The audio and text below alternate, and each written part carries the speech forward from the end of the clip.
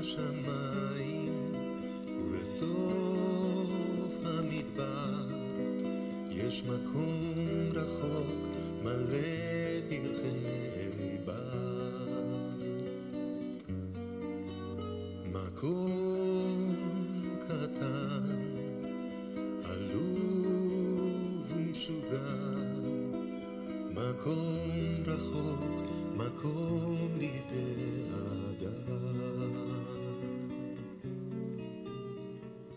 My own personal view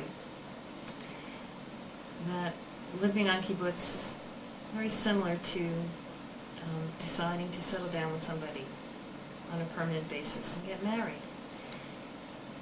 It's a very similar sense of commitment.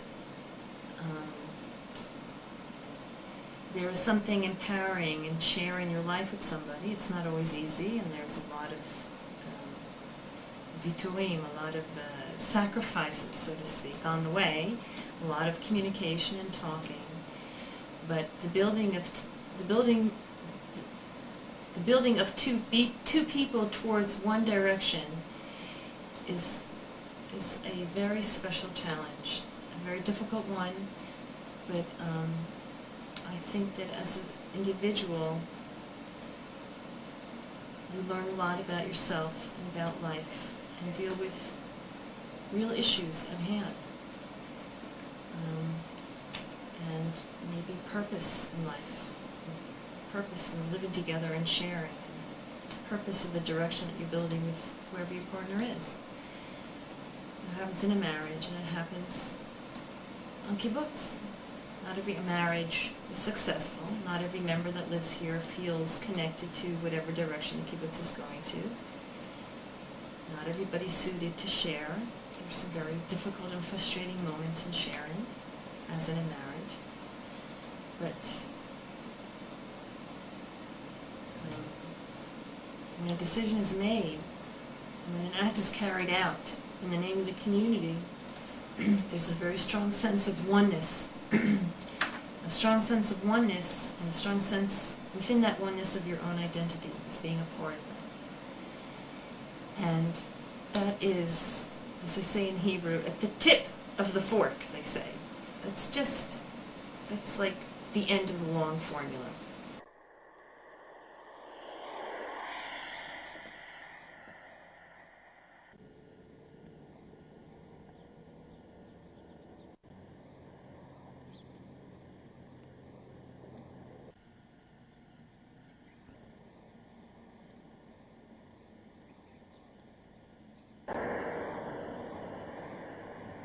Just another thing I want you to know is that 22 years ago, there was nothing here. You were driving up from Eilat, and most of the desert, you just saw desert. Acacia trees, bushes, sand, rock.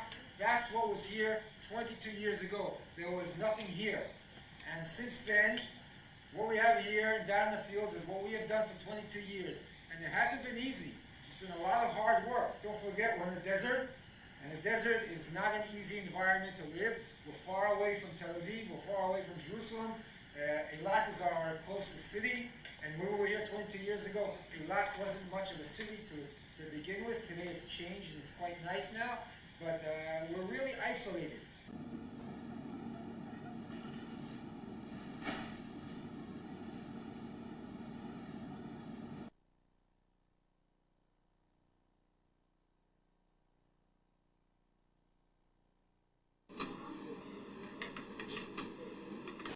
I was born and raised in Scarsdale, New York, and I made Aliyah 23 years ago to Israel, and I've been living here ever since. Hi, my name is Daniel Eakin.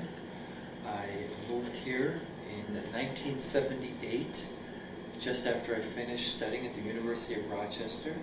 I was a member of Garin Arava, which was founded in the United States to help establish the first Reform kibbutz in Israel.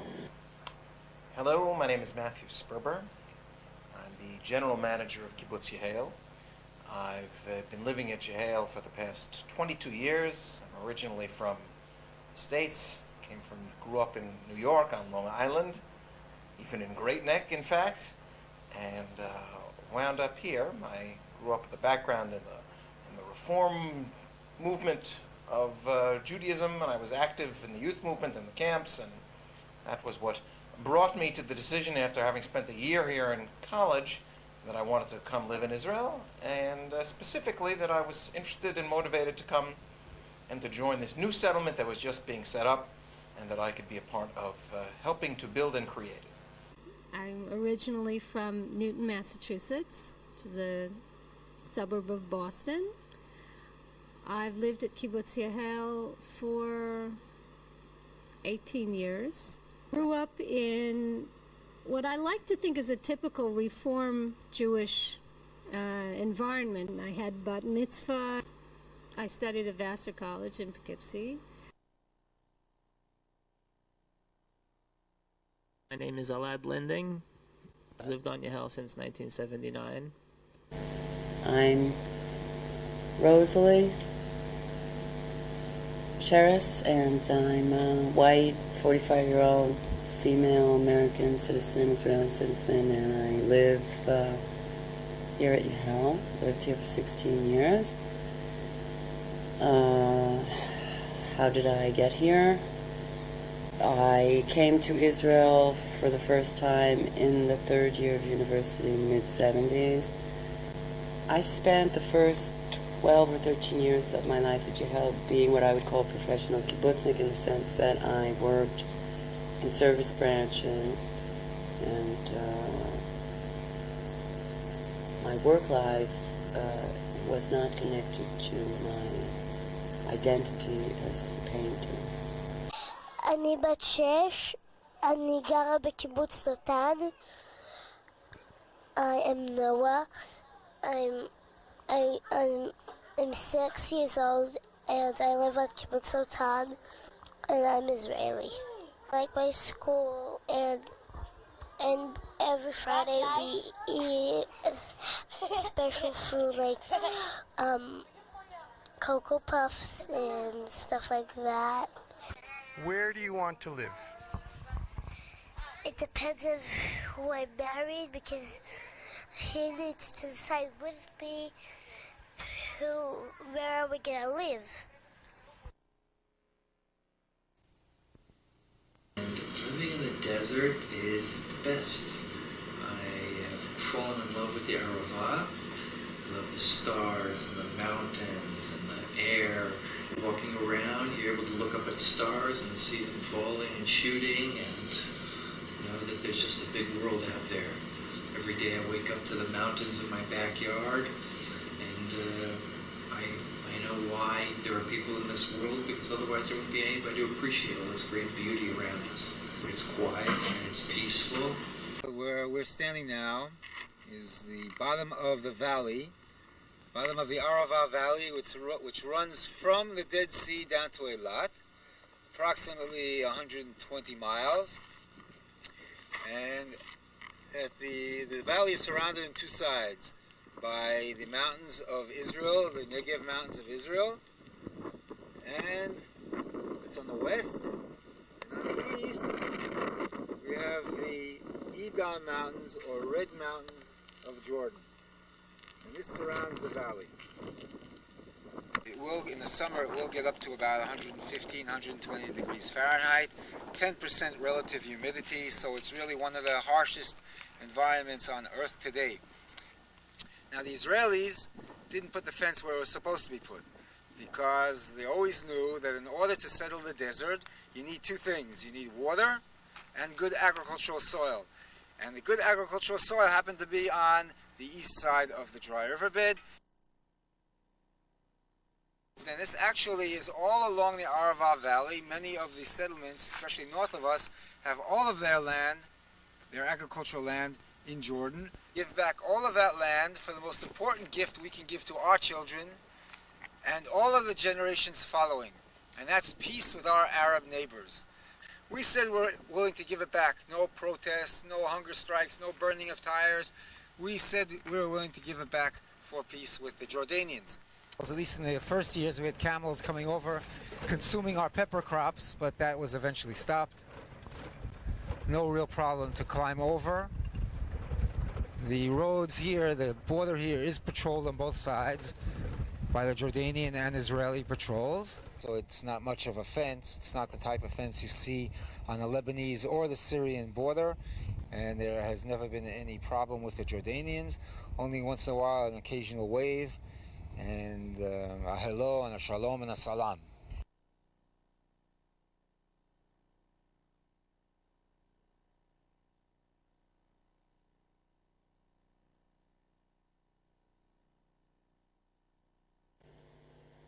I guess I didn't know that anything was missing or from my life until I visited Israel for the first time in the summer of 1973. There was this high that still existed in the wake of the 67 war, Six-Day War. This feeling of invincibility, this feeling that this patriotic feeling of there being a greater good, namely the state of Israel. There was nothing that Israelis would not do for Israel back then. I mean, there was this super patriotism contrasted to America in the same time, where there was this huge anti-war, anti-establishment movement which was unified in its opposition to the U.S. government. It was a wonderful feeling, I remember.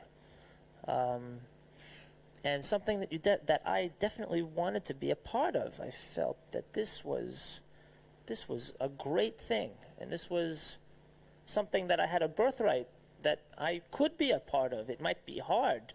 I didn't know any Hebrew. I didn't know what was going on around me. But that because of the fact that I'm Jewish and because of the law of return, I knew that much, I could become a part of this, maybe. I didn't know anybody on Long Island, any Jew on Long Island who could fix their own bicycle or could start a car if it wouldn't start. I guess I just figured that's the way the world was, that when you needed something like that, you called in the Gentiles. But suddenly, not only were all the Jews around me being garage mechanics, electricians, plumbers, but I was even doing it. What a feeling. And it's really intoxicating. And I saw this group of, I don't know how many, maybe 50, 20-year-olds who were, not only were they riding around on tractors, but they were deciding what to grow and who does what, and running their own little tiny embryo kibbutz with the advisors just looking on and making sure they don't seriously screw up. With all this expensive equipment and all this stuff that had been given to them for their own, I wouldn't say amusement, but it was very amusing. And I said to myself, how could there be anything more exciting than this? Dining hall, the kitchen is kosher. Why is that? We're a Reform kibbutz. You say Reform now, keep kosher. It's not true, okay? Every person can do what he or she feels is right for them. Now, what I do in my house, okay, with each of the members, we have our own house, is up to me. If I don't want to keep kosher, if I want to eat milk, you tell me if I'm right or wrong. But in the dining hall, in the kitchen, it's kosher. From 22 years ago, we decided on Friday, the whole atmosphere on the kibbutz changes. The whole community comes together.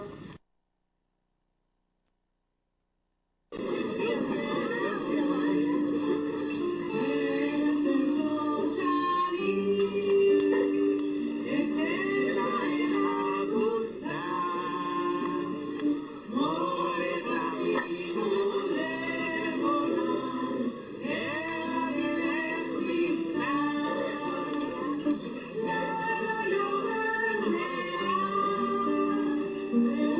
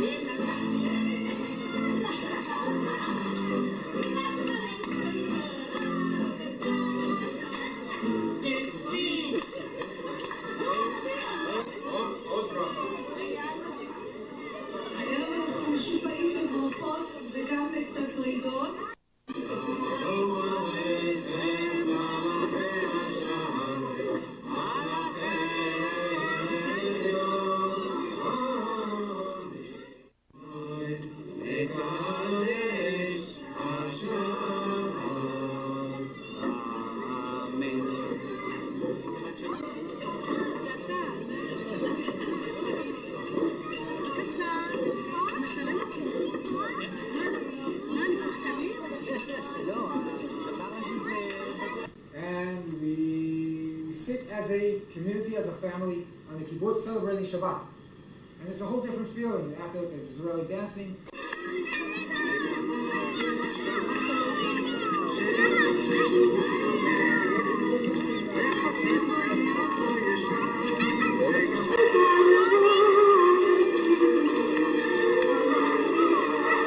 And we'll come here. The Moadon is open for coffee, cake. The children run around here. We have the children's library here, games and so on and so forth. And it's a time where the kibbutz comes together and we just sit down and socialize and talk.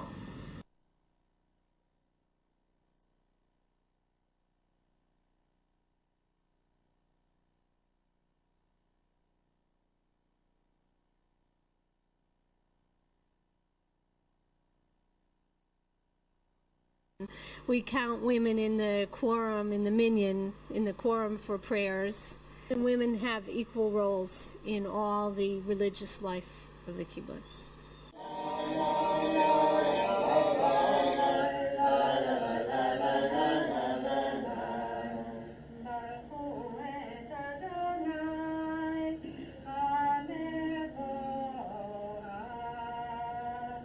Family still lives in the United States, and they're actually coming to visit us for my son's bar mitzvah. It's a big, exciting thing.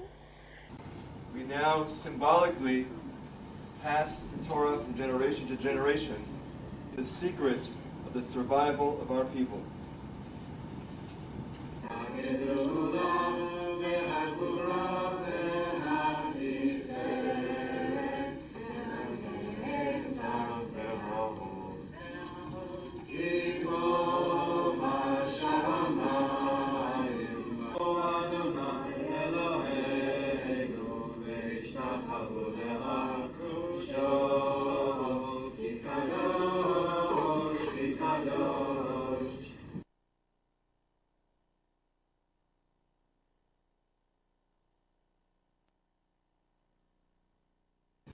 Your parents chose a way, a Jewish path, in some ways very different than your grandparents, by choosing to come and live in Israel and make their home and make a new Jewish community here at Kibbutz Yahel. And yet, as we know from when we passed the Torah from generation to generation symbolically a few minutes ago, there is a connection between all those generations of Jews to your grandparents, to your parents, and now to you. You didn't have to do any of this. But you did this to make a statement that you personally take responsibility for the next generation of our Jewish people. Throughout Yagulah.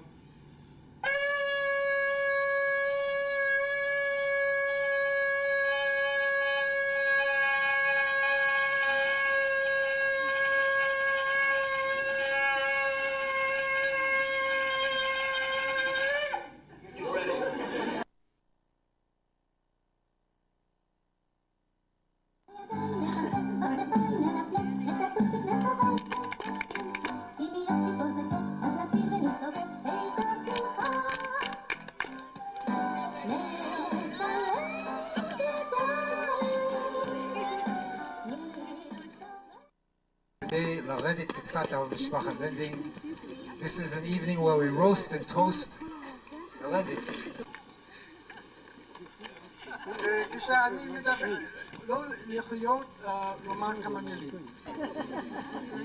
He says he's a very boring professor at the university, and he only has 60 minutes to talk. More boring. Said Gadi's a goat. Billy, we didn't practice, okay? So just why don't you finish it, so we want to eat and go home, okay? So please finish your speech.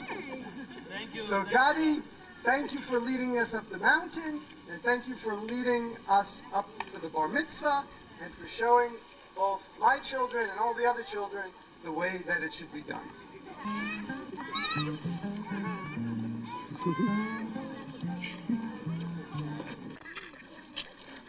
רק במקרה יש לי בבא ומשפחת לנדינג, ירושלימה יוצאת לחפוש. שטרות חביבי תבשל, שטרות ולא פסטה.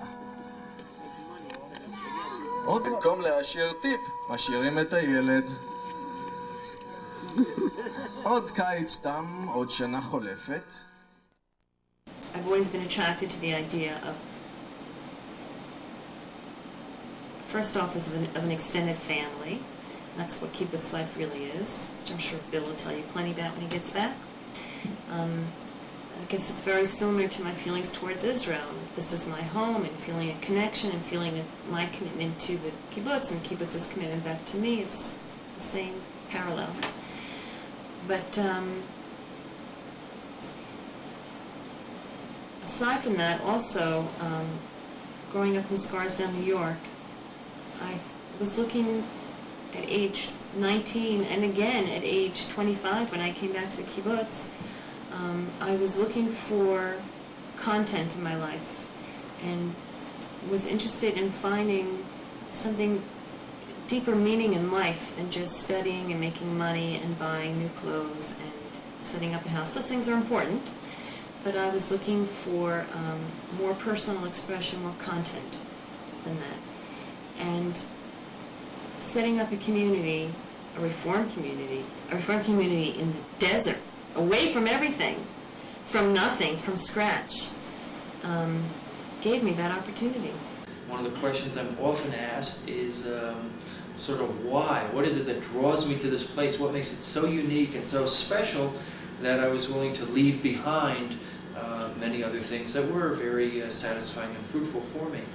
For me, very unique in the way that both the economics and the community are melded together. And the fact that I also do a lot of different kinds of work and a lot of different kinds of activities within the framework of life. It's very hard for me to separate my work day from my play day, from my leisure day. We're all in it together. I know that if for some day I'm not feeling well, or I'm depressed, or I'm not up to 100%, there's somebody else to pick it up. Or if I go away on vacation, and vice versa, I do that for other people in the kibbutz. So there's always somebody to turn to. I never feel alone. I never feel isolated. I never feel like, what am I doing here and what's going to be?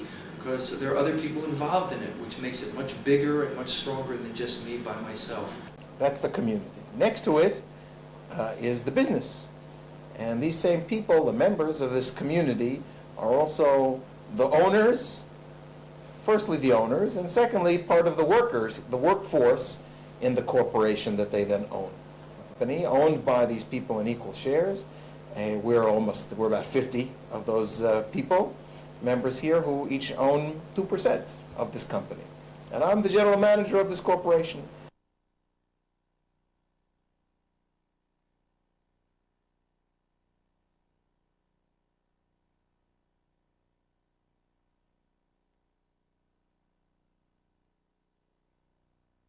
We grow all sorts of onions, dry onions and green onions, scallions and white onions and red onions. Anything that looks like an onion that we think we can make some money from, we're willing to grow it.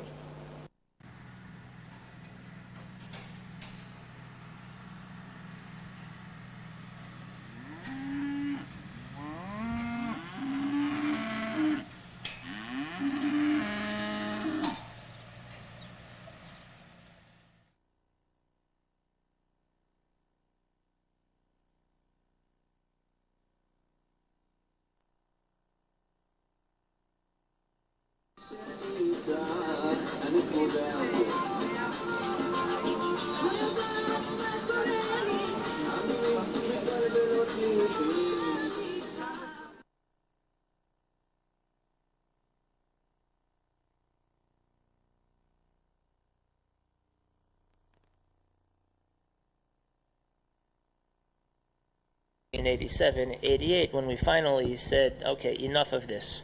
The whole rest of the world uses hired labor. It's not a four-letter word. You can use it.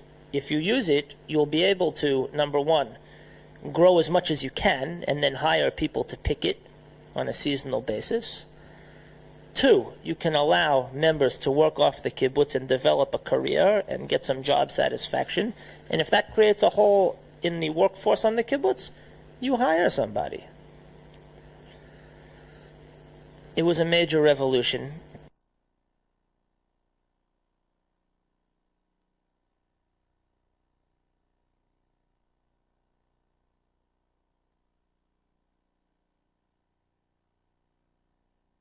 People here did not want to live as paupers. We want to be comfortable. We want to be able to send our children to college. We want to be able to take a nice vacation every year.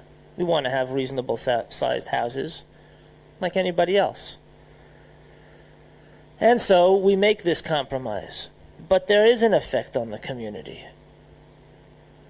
And the question for everybody is it worth it? There is a group of us here who passed 40 and are now hitting mid-40s who have a certain common psychosocial arrangement, mental arrangement about the second half of our lives, and a lot of it has to do with living here, why we're living here, what we're looking for, what we are going to live for, what our goals will be. Shalom, name מאוד, אני שירה מקיבוץ יהל. Hi, I'm Shira from Kibbutz Yahel. I'm 19 years old. My parents are Laura and Matthew Sperber. I was born here as, you could say, the first child born in the kibbutz. I can tell you that I'm in the army right now. I'm in intelligence. I'm in a very interesting job, and that's all I can say. About the kibbutz, I could say it's a very intimate part of who I am is Kibbutz Yahel. I can't really tell you what of me is created and what of it I created. I'd say it's more or less like being the oldest child in a family, only on a bigger scale. Because you're the one who has to fight all the wars, and you're the one who has to set all the precedents. I think it's a big responsibility, but it was very interesting. I enjoyed it. It's an experience that you feel like you're part of the family. You come into the dining room and you know everyone, and you give a hug to everyone, and they ask you, how's it going in the army, and they care about my love life, and it's a very home atmosphere that I like and I enjoy. The last remainder of something that's free and you can feel secure and confident in.